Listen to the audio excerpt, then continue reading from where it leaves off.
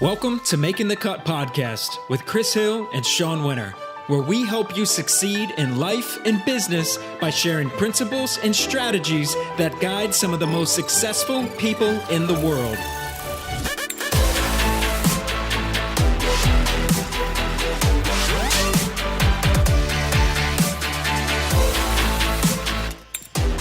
Welcome to episode 38 of the Making the Cut podcast.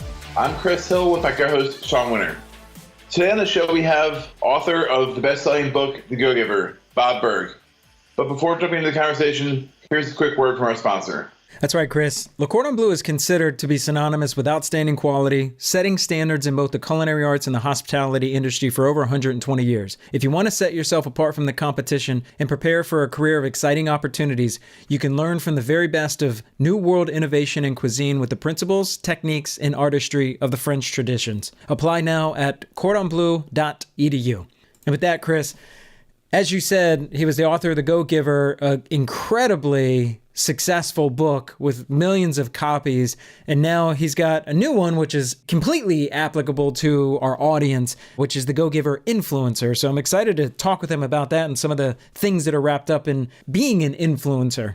Yeah, and I think you can be an influencer in a number of ways. Obviously, as it relates to social media, building a brand, but also as it relates to your staff, your employees, if you're trying to get them to do something you want. So yeah, I'm excited. Bob's a great guy. He's got a great series of books and podcasts. I say we hop right in. Absolutely. Let's do it. Mr. Bob Burg, thank you so much for joining us. We're looking forward to the conversation with you today. Maybe you can fill the audience in a bit on your background. Yeah, well, I began in radio as a sportscaster, and then actually was doing the news for a small ABC affiliate in the Midwest on television. And but I really wasn't very good at it, and it wasn't long before I was out of broadcasting and into sales. I like to say I graduated into sales. The challenge I had at first was that I knew nothing about selling. So for the first few months, I kind of floundered. And then I was in a bookstore one day, and this is almost 40 years ago now, so it's a while back. But there was a book on selling, and actually there were a couple of them, one by Zig Ziglar, one by Tom Hopkins. And I remember getting the books and just it opened up a whole new world for me, because I had no idea that you could actually learn how to sell. I didn't realize that was a thing, and that there was actually an art and a science to it, a skill set. So I began to really pour through it and highlight and underline and practice and rehearse and take notes and apply it, of course, because you've got to do that. All the intellectual knowledge in the world isn't going to turn into wisdom unless you actually apply the information. And within a few weeks, my sales really began to go through the roof, which to me said something very interesting, because, where was I really any different 3 weeks earlier than I was 3 weeks later? Well, not really, not significantly, but I had a system, I had a methodology. And to this day, I define a system personally as simply as the process of predictably achieving a goal based on a logical and specific set of how-to principles. In other words, the key is predictability. If it's been proven that by doing A, you'll get the desired results of B, then you know that you just simply need to do A and continue to do A and continue to do A, and eventually you're going to get the desired results of B. And that was big for me. I just had no idea of that until that time. So just, began to really study and learn sales, and then really got into the personal development aspect, because as you know, it's what we feed our minds on a constant basis. And while there was some really great how-to information regarding sales, it's the personal improvements in your life that you make. It's building yourself on the inside that then manifests in success on the outside. So, it's been a great education. I've continued. I'm just a voracious reader and learner. And from there, I started to get into teaching others how to sell, and eventually a career was born from that. So in the latest book that you have, what was the catalyst that happened that You said, you know what, this is a book that has to come out. This is a topic that we have to discuss and explore further. Yeah, well, 10 years ago, John David Mann, my awesome co-author and really the lead writer and storyteller of our series, because most of our books are parables, so they're stories. We had a book out called The Go-Giver, which was, again, that was 10 years ago. And the basic premise was that shifting your focus from getting to giving, and when we say giving in this context, we simply mean constantly and consistently providing value, immense value to others, that doing so is not only a more pleasant way of conducting business, it's actually the most financially profitable way as well. And that's been the theme of our books. Within those books, we've discussed influence, but we decided now with this new book, we were going to make that sort of front and center, because we really felt as though the way things are in the world right now, people have gone into a very much of a negative communication mode. You know, we see it all the time on social media, but we also see it at whether it's family gatherings or a social event or whatever, where people will discuss something even like politics. And if you don't agree with me, then not only are you wrong, but you are a horrible, horrible person as well. And we just, we don't feel that's productive for anyone, for the individual or for society as a whole. So we decided to make this book about influence, and it's in the business setting, of course, because that's what our books are. But the communication skills in this, they work across the board. So when you speak of influence, what is it really? We hear the word a lot, but what are we actually talking about? Yeah, that's a great question. I think there's a shallow and a deeper level of influence. On a very, very basic level, we can define influence as simply the ability to move a person or persons to a desired action, usually within the context of a specific goal. Now, that's its definition. I don't believe that is its substance or its essence.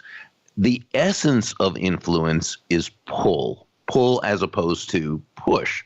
Or as you've probably heard the famous question, how far can you push a rope?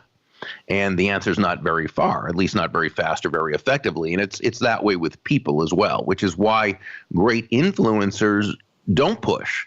They understand that influence being pull, it's an attraction. Great influencers attract people first to themselves and only then to their ideas. And they do this understanding a very basic principle of human nature. And I think Dale Carnegie summed it up beautifully in his classic How to Win Friends and Influence People, where he wrote, ultimately, people do things for their reasons, not our reasons. There's such wisdom in that statement. So what we would call genuine influencer, the most powerful influencer, they constantly ask themselves questions to check their intent and their direction, such as, how does what I'm asking this other person to do, how does it align with their goals, with their wants, their needs, their desires? How does what I want this other person to do, how does it align with their values? And when we ask ourselves these questions thoughtfully, intelligently, genuinely, authentically, not as a way to manipulate some other human being into doing our will, but as a way of building everyone in the process, now we've come a lot closer to earning that person's commitment, as opposed to trying to depend on some type of compliance, which at best is unsustainable. At worst, it simply doesn't work at all. And just to clarify, this is referring to, sales situation, but also if you're potentially managing a team and you're trying to get your staff to buy into the mission that you're driving as well, right? Well, that's leadership. That's leadership. And the leader needs to know. And John Maxwell, one of the great leadership authorities, has often said that leadership is influence, nothing more, nothing less. And when you think about it, especially if you go by the definition of being able to move people toward a certain action, but also toward a certain way of thinking, toward a certain philosophy, certainly toward a certain culture. And what is leadership really? It's creating that culture from which people will take the correct actions. So yes, this is absolutely something that a leader in any circumstance, but especially in the cutlery profession can take to heart. So why do you think people often struggle with maybe even the idea of influence, and they perhaps think of it more in a negative context, that they're maybe manipulating people? Why do you think that is? Is it their own past? Is it something that they've been through that leads them toward that thinking? Well, everything's a matter of our belief systems and our experiences, and I think we also see so much. We read stories about it, we see it on TV, and we also know that, again, if influence at its most basic is about moving people to action, you certainly can do that through manipulation. You can do it through force. You can do it through threats. You can do. There's nothing more dangerous than a really evil person with good people skills. Okay, so sure, people can manipulate. The opposite of manipulation is persuasion, and both are subsets of influence. So in other words, if you look at influence, again, as being able to move a person to a particular action or a way of thinking or a way of doing or a way of believing, both the manipulator and the persuader each understand human nature, and they know how to do this. So you could say that manipulation and persuasion are cousins, but one is the evil cousin, manipulation, and one is the good, benevolent cousin, which is persuasion. Say, so is influence good or bad? Well, it depends how it's utilized. Just like, is gravity good or bad? It depends how it's utilized. Gravity is good when it keeps us from floating aimlessly up into space. Gravity is bad when we fall off a 7-story building. So I think probably the best explanation I ever heard of the difference between manipulation and persuasion was from a book I read back in it was actually published in 1987. I read it a few years ago. It was by Dr. Paul W. Sweats, called The Art of Talking So That People Will Listen. Though it was much more about listening than it was about talking, as you can imagine. And what he wrote was, and I thought this was so brilliant, he wrote, manipulation aims at control, not cooperation. It does not consider the good of the other party. It results in a win-lose situation. In direct contrast to the manipulator, the persuader always seeks to enhance the self-esteem and the position of the other party. The result is that people respond better because they're treated as responsible, self-directing individuals. So I think it begins with intent, but it doesn't end there, because a manipulator, they may not be trying to hurt the other person, but if that's what it takes to get their way, they will do it. It's all about them. It's win at all costs. They're totally I-oriented. With a persuader, that could never happen, because in order for a persuader to feel good about themselves and about the situation, they've got to know that the other person also won, that the other person also feels good about it. The win-win mentality. Sure. Well, and I think for most of us, I can speak at least for myself, we obviously come from our own set of beliefs and understandings about a situation. And at least for me, it maybe just takes empathizing and stepping into that person's shoes, which I know is one of the 5 steps. How about we jump into the 5 steps then? Yeah, well, it begins with being able to master our emotions. I mean, without this, nothing else is going to happen. We've got to be in control of ourselves and our emotions, because let's face it, it's only when we are in control of our emotions that we're even in a position to be able to take a potentially negative situation or person and turn it into a win for everyone involved. We all know this, and yet how often do we allow what someone else says or does to push our emotional hot buttons, and we make ourselves frustrated or anxious or angry, right? And we say or do something that we know is totally counterproductive and harmful to everyone involved. And, the question may be, well, so if we know better, why do we do it? And the answer is because we're human beings. And as human beings, we are emotional creatures. It's just how we were created, how we're built. And so, with that in mind, it's important to know that we're not suggesting that you forego your emotions or that you deny your emotions. Not at all. First, it actually would not be logical to do that. But also, there's no need to do that. emotions are a great part of life, a wonderful part of life. They bring us joy. They make life worth living. It's just that we need to be in control of them as opposed to they in control of us. Or as one of my great friends, Don Scumaci, says, by all means, take your emotions along for the ride, but make sure you are driving the car. In other words, you're at the wheel. You're in control, the logical part of you. Your emotions can come with you, of course, but they need to be in the passenger side, seatbelt tightly fastened.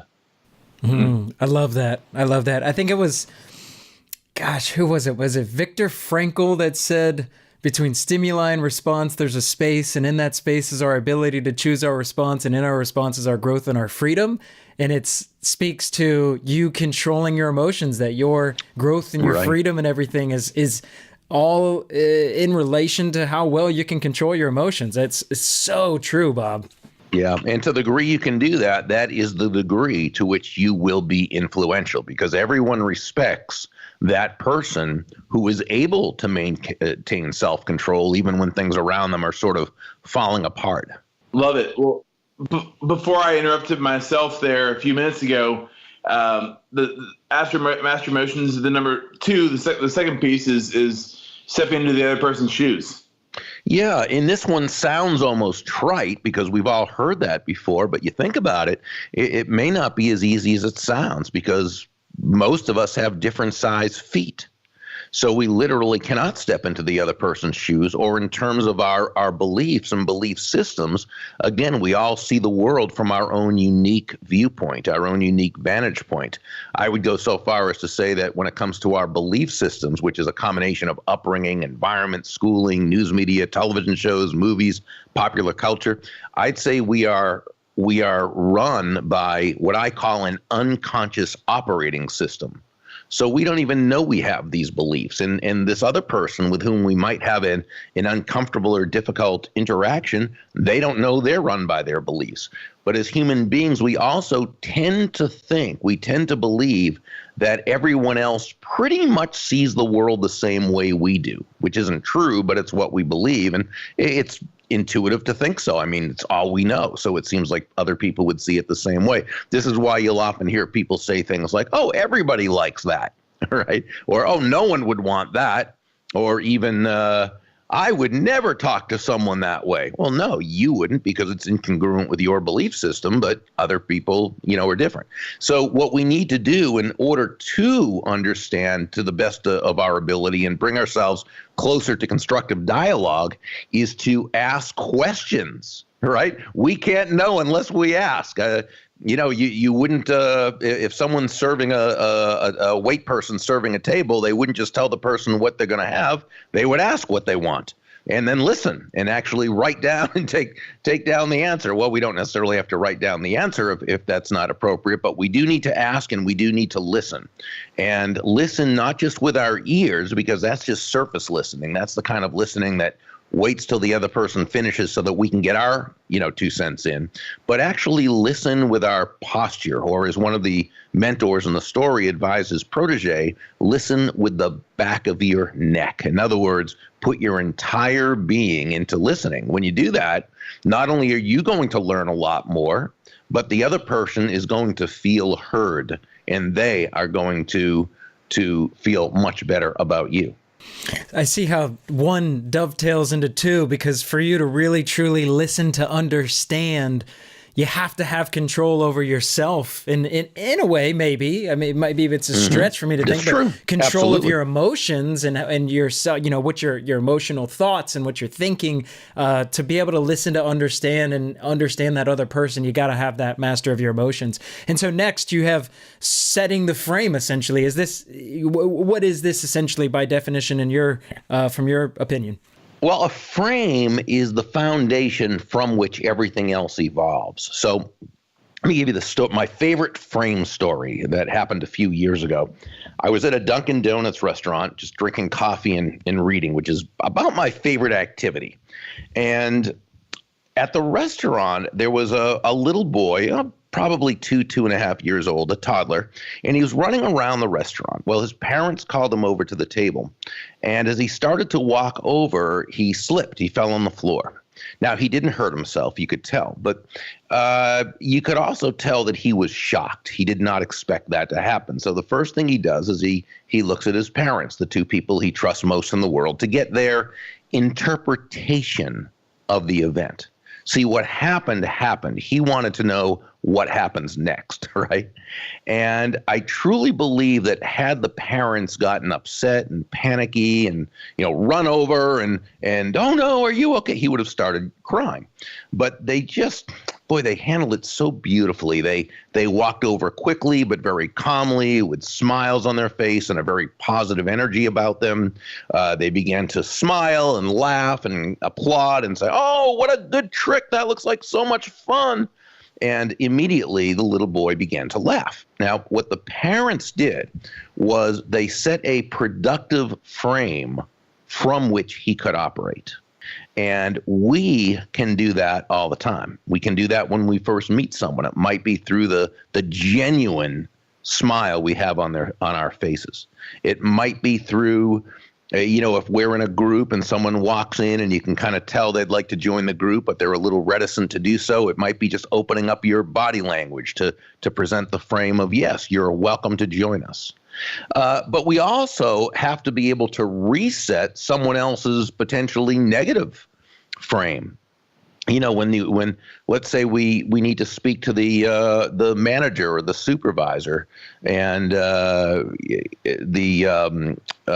person goes back to get him. His name is Mr. Jones, and he's used to dealing with difficult customers, so he kind of comes out with his game face on, and he has to act polite, but he's ready to quote the rule book, and he expects a knockdown, drag out fight like usual. But instead, that's the frame he comes out with. But we're going to reset that because we're going to have a genuine smile on our face.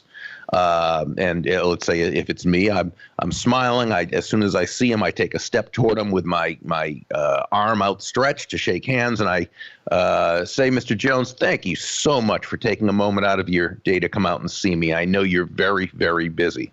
Well, what have we done? We've reset the frame from one of adversaries to one of allies. We've become that customer who he wants to please. And, it can be as simple as that, but we've always got to keep in mind that in any interaction, a frame will be set. The only question is who is going to set that frame. If the other person does it, then we're taking the chance that they understand what a frame is, which they don't probably, and that they're concerned enough to set one where everyone wins, which they also might not. When we set it, we have a much better opportunity of the results we want taking place. One of my favorite sayings that I think has to do with this is from the book, the military classic, The Art of War, written about 7,000 years ago, credited to Sun Tzu, the military strategist. And what he wrote is, the peak efficiency of knowledge and strategy is to make conflict altogether unnecessary. And to me, that's what a great frame does. A frame makes any kind of conflict unnecessary in the first place. Whew, so incredibly powerful, Bob. Incredibly. And I could see such a strong business application right there with anybody that maybe has to have a difficult conversation with an employee, and the employee knows that there's a difficult conversation coming up. Instead of essentially that leader, if you will, employer, setting the frame or setting the expectations a little bit differently to where, exactly, like you said, maybe smiling and stepping forward to that person and having a little bit more of a warm and welcoming introduction could completely change the tone of what that employee might be coming in with, which would be confrontational potentially or defensiveness. I can see some serious business applications there. That's exactly where I was going to go. It doesn't change the fact that you have to have this conversation, but it might make it a little bit more enjoyable and able to meet somewhere closer to the middle. Right, exactly. Very cool stuff. So then after setting the frame, communicating with tact and empathy, sometimes that's easier said than done. Well, I mean, anything is. It always is. Anything worthwhile is easier said than done, but it's very well worth it. And fortunately, it's actually fairly easy to learn how to do. Tact. My dad has always defined tact as the language of strength. And I've always enjoyed that because to me, it takes a strong person to be tactful. It takes a strong person to think first before they speak, to control their emotions, to first look at the other person's point of view just to understand where they're coming from or to set the proper frame. But tact is what really begins to bring it home, because tact is a way of, and this this alludes to what you were just talking about a moment ago. Tact is a way of being able to correct someone or critique them, or dare I say, constructively criticize them. None of these which we want to do, but hey, we're talking about the real world, not a fantasy world, and sometimes we need to be able to do this. Well, tact allows us to do this in such a way that not only is the person not defensive toward us and resistant to our ideas, but they're open to us and more accepting of our ideas. That's what tact allows us to do. Now, empathy, which is by definition the identification with or vicarious experiencing of another person's feelings. Well, we can't always, just like we don't always know what they're thinking. When we were talking about that earlier about stepping into their shoes. We can't always know what they're feeling because, hey, we're different people with different experiences. Fortunately, empathy doesn't necessarily mean that you understand how they feel, because the fact is you might not have any idea how they feel. Empathy does mean that you understand they're feeling something, and that this something may be distressful to them, but you are there with them to help them work through it. So empathy is more of a heart-to-heart connection, a resonance, if you will. And by having this empathy, it makes us much more able to communicate tactfully. Man, I just had a light bulb moment there. Understanding that they have emotions, that there's something at play. Major, that resonated with me greatly. Oh, thank you. So then the fifth secret, quote unquote, I would say this has got to be one of my favorites because I've struggled with this. I think we did a podcast with Mike Robbins, how I openly shared how I struggled with it, but letting go of having to be right. Can you talk about that and how powerful this is in relation to influence? Sure. Mike Robbins is a great guy. He's one of the real pros. And law number 5, what John David Mann and I usually do in our parables is we have 5 either, laws or principles or, as you said, quote unquote, secrets, because they're not really secrets. But usually 4 of them head in the same direction. And then there's one that goes opposite and seems to almost contradict the other 4. But when you go deeper into it, you realize that it doesn't contradict it. It just kind of solidifies it. And it's the same here. We've been talking about the things we can do to be influential. Then we say, let go of having to be right, which doesn't that mean you're giving up or you don't really care that much? No, not at all. You prefer to be right. You'll be prepared. You'll do everything possible to communicate that correctness. Absolutely. But what we're saying is to lose the attachment to having to be right. Now, this sounds at first like it would make you less influential. It actually makes you much, much more influential for 2 reasons. One, when you lose your attachment to having to be right, you go into what we call learner's mode. So unlike the person who just cannot be wrong, they can just not accept that possibility. And then what happens is they suffer from confirmation bias, which you've probably heard the term. And all it really means, just what it says, is that any information that you come across, if it confirms your already held beliefs or biases, you'll accept that information. But if it doesn't, you'll ignore it. And it's always unconscious. And a person with confirmation bias doesn't even know they're suffering from confirmation bias, but it's the result of not being open to not letting go of having to be right. So you can't learn that way. The person who can let go of having to be right, they're able to learn. And when you learn, you have more knowledge. When you have more knowledge, you have more wisdom, and such you become more influential. But there's one other reason too. And this is when you let go of having to be right, that other person senses it. And they're much more likely to respond in kind and lose their defensiveness. And they know that rather than dealing with someone who just wants to be right and make them wrong, they're dealing with someone who's searching for truth and for mutual benefit. And when that's the case, they're much more likely to allow themselves to be influenced by you.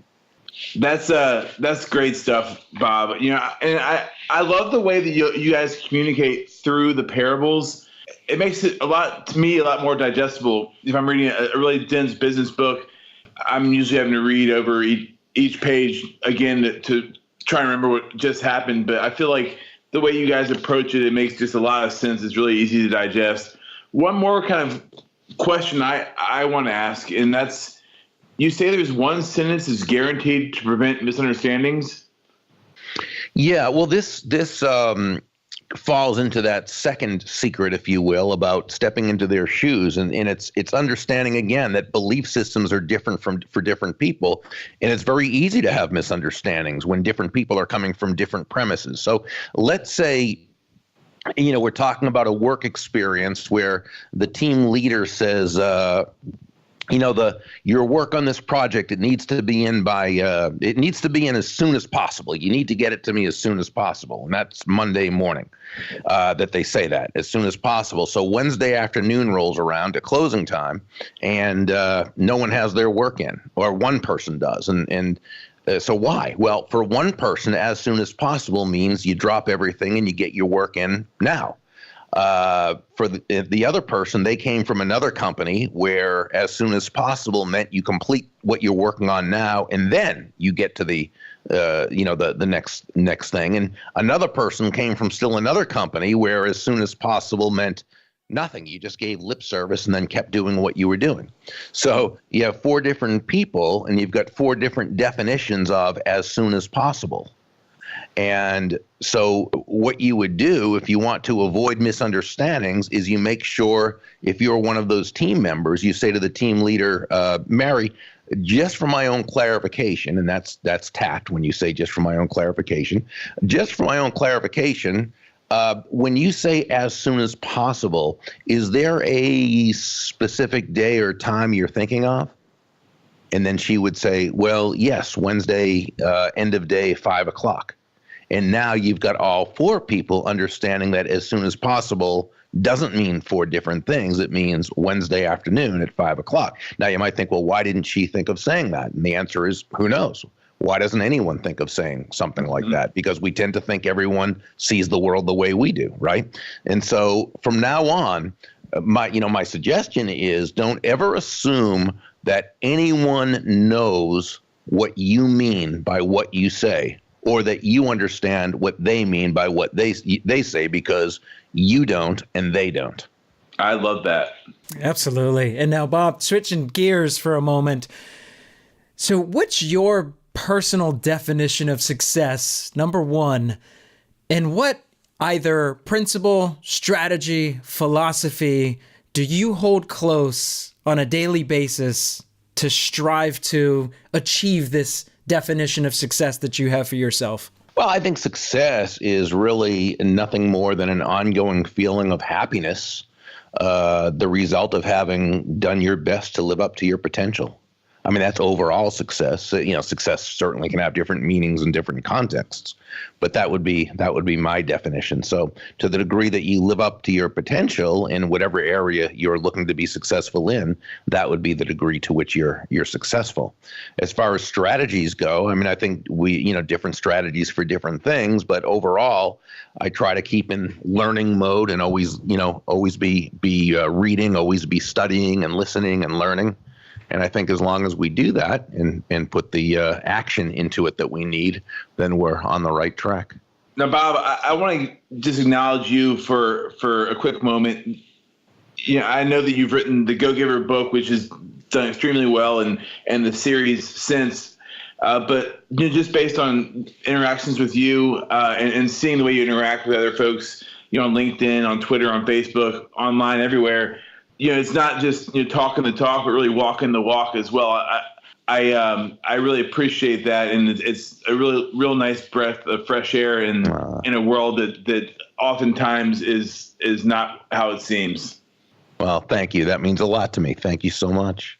We appreciate you for your time today. Sean, any more questions from you? No, that's it. Just great information. Great stuff, Bob. Thank you. Well, thank you. And if people would like to get a couple of chapters of the book so they can read it first, they can always go to thegogiver.com without the hyphen and just click on the purple graphic, and that will take you to a page where you can read the first 2 chapters and see if you like it before clicking through. Well, and I'm almost finished.